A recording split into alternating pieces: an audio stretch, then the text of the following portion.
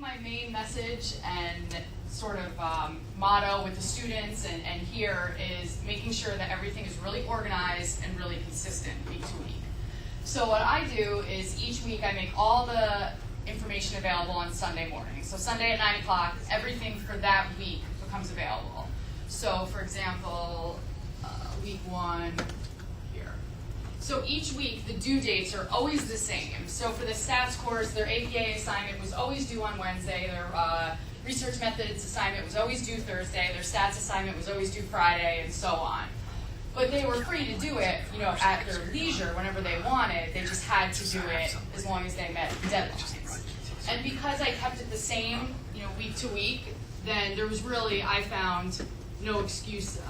Let's see if I'm missing some stuff. No excuse for late stuff, because it's like, well, that your stats assignment is always due on Thursday, so there should really be no reason that you couldn't plan. So I found that making sure that things are always consistent was really, really helpful, so that there should never be any surprises. So again, they were free to work on things at their leisure whenever they wanted, as long as they met the deadlines. A lot of students always ask, oh, well, is there going to be a set time that we have to be online? I personally haven't made that mandatory, because I get a lot of students at work, a lot of parents, juggling multiple things. So in another class, I have discussion posts, and I require that they respond to each other, but I don't ever have a time where we all need to be online.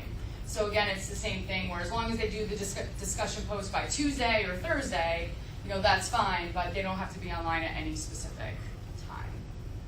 Excuse me, I'm asking a very basic thing. Where do you post these lecture notes for the whole week by Sunday? Yep, so I go, so I have a folder or a tab for each week. So let's see, let's go to week 2. So I always start with a summary about, for example, this says about week 2. So then I give the objectives, what I want them to achieve during that week. And this was really helpful too for, this is what I was looking for. I was really scared for the research methods class, because I thought, how am I going to teach them SPSS by distance? How am I going to get them to, most students have trouble reaching the C in a class. So I really wasn't sure how I was going to be able to convey all this information. So, I would always kind of put this calendar for them so that they knew, maybe help them along with their planning a little bit better. So then, here's the reading that they have to do, their reading assignments, and then it would be, APA assignment week 2, research methods assignment week 2, stats assignment week 2, and everything that they had to do in that one tab for week 2. So I would put all the material for that week in that tab. And that might not work for everybody or for every class, but for me it worked well. Another thing I did that we talked about at the arts and science meeting is, especially for teaching how to do statistics using SPSS and by hand, I used Jing to video my screen so that they could see me doing it. So basically, I guess I can show you. It only allows, I think, 5-minute videos, but that was typically enough. Okay, so where we left off was entering the information about the variables in the variable view. So we have participant, which is a nominal level or a categorical variable, just identifying participants. Politics, which group individuals indicate that they belong to, so Democrat, Republican, Independent, or other. I don't need to bore you with that, but it's just www.jing.com, and they may have already given you this resource because I got it from this workshop series. But then if I was doing, an ANOVA or something, or a t-test by hand, I could even just show them, how I did it, so that when they go through to walk through the steps, they could just model my video, which I thought was a lot more efficient than trying to get them to just read or look at notes and do it. So that worked well also, and I got a lot of good feedback about doing the videos. So Justin, do you teach the same course face-to-face? I have not taught this course face-to-face yet, no. But 253 I do. So my hope is that I'll be able to start doing some more of this for the face-to-face course also, so that when they leave the class, they can, they'll have those resources.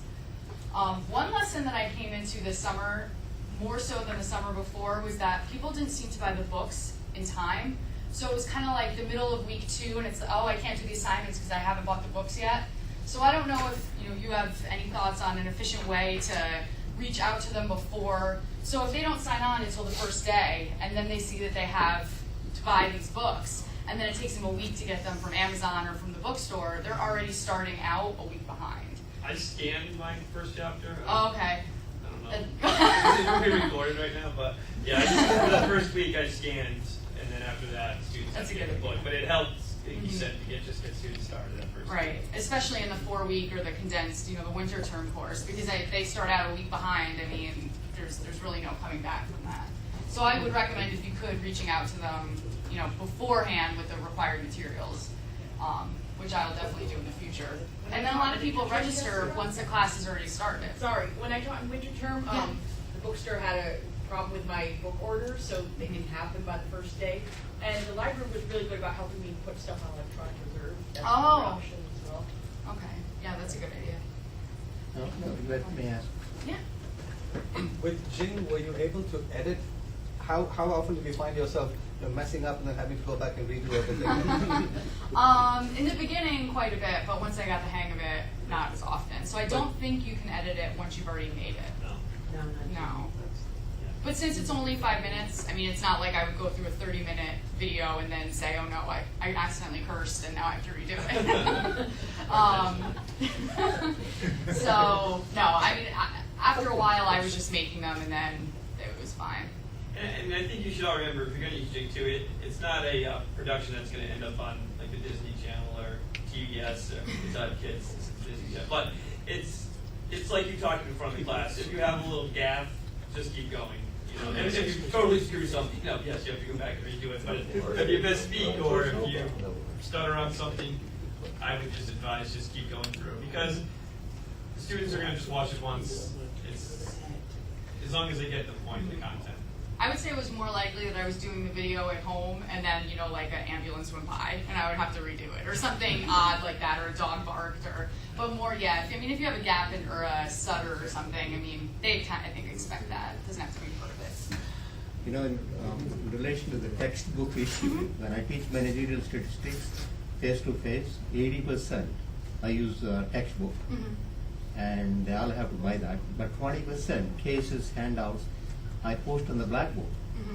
So if I switch to, or you seem to be teaching stats, when you teach online, how much you depend on the textbook, how much you depend on your own, whatever you post?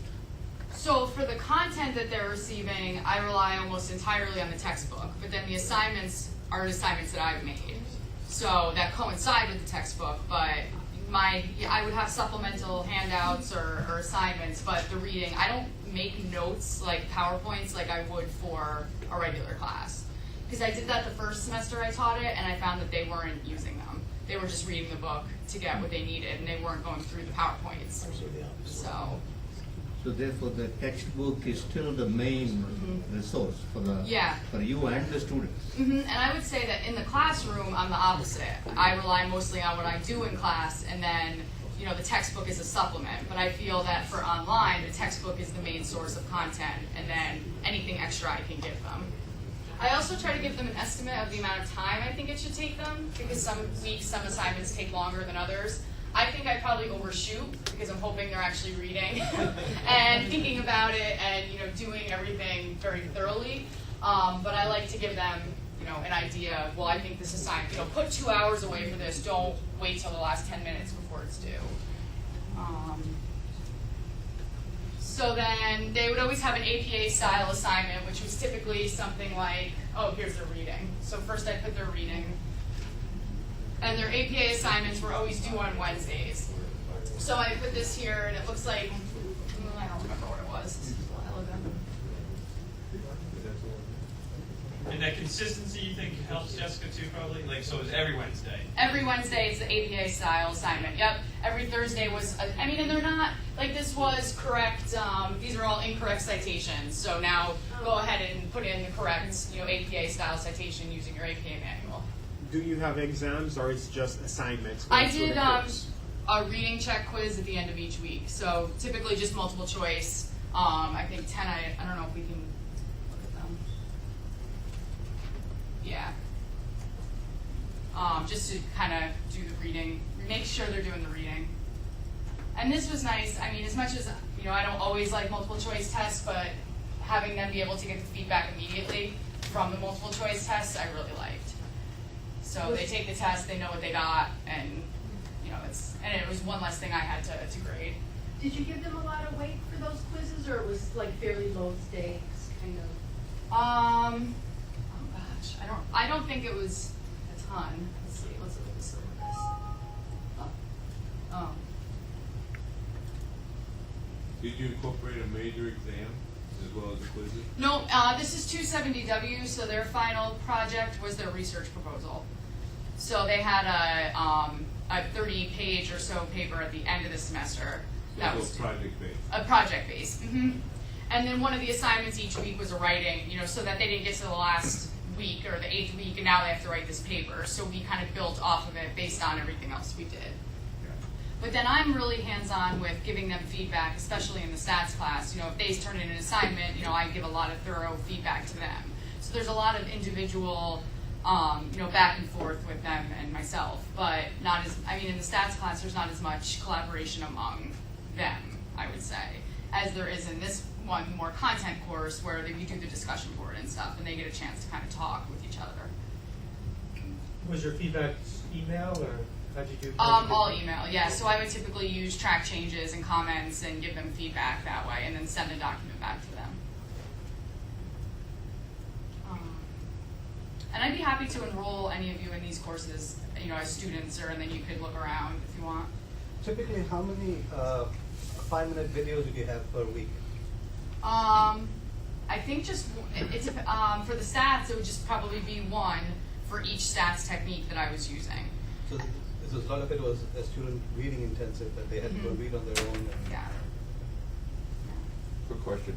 Yeah. You said every Sunday you put it up. Do you put the weeks up in advance or just 1 week at a time? So I would always have everything prepared in advance. Yeah, I know, but I'm saying you post Right. it up. Nope. So they were only able to do 1 week, so it would become available 9 Only a.m. 1 week at a Sunday. time, okay. Yep. So and that was partially, I guess, for me, that I didn't want to be grading some people way back and then some people way up. And I guess there are some really motivated people that would probably try to do the whole semester in a week, and I didn't really want that either. Or if they're so. traveling, or Right.